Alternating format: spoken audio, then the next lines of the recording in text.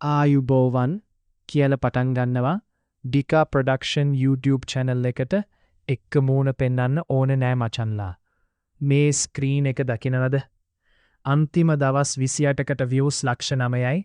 watch time පැය 12000ක් කලින් මාසේ views 57ත් අඩුයි.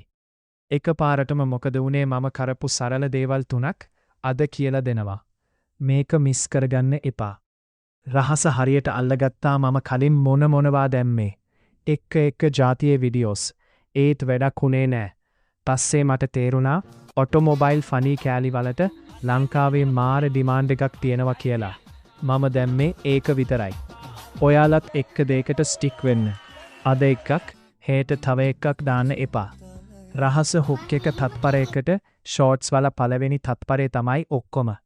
මම හැම වීඩියෝ එකකම පටන් ගන්නේ කවුරුත් නොදකින සීන් එකක් හරි මෙහෙම වුණොත් වගේ කුතුහලයේ ඇතිවෙන ලයින් එකකින්. නැත්තම් සද්දෙන් බූම් ගාලා පටන් ගන්නවා. මිනිස්සු ස්ක්‍රෝල් කරන එක නවත්තන එක තමයි ගේම් එක. රහස මම දවසට 2-3 දිගටම දැම්මා. හරි ගියේ නෑ කියලා නැවැත්තුවේ නෑ. එක වීඩියෝ එකක් 1 මිලියන් ගියා. ඒකෙන් තමයි ඔක්කොම හැදුනේ.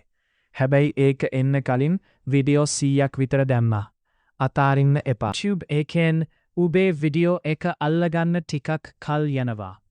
ප්‍රශ්නයට උත්තරේ හැබැයි මචන්ලා මේ views 9 ලක්ෂයක් තිබපට මට තාම සල්ලි හම්බෙන්නේ නෑ. මොකද shorts වලින් සල්ලි හොයන්න views කෝටියක් ඕන. නැත්තම් long video දාලා පැය 400ක් හොයාගන්න ඕන. ඒකයි අද මම මේ වීඩියෝ එක දැම්මේ. ඔයාලත් මේ රහස් ටික පාවිච්චි කරලා channel එක ගොඩ දාගන්න. subscribe පාරක් දාලා යන්න, comment එකක් දාලා යන්න ඔයාලගේ channel එකේ නම. මම ඇවිත් බලන්නම්. ජය වේවා.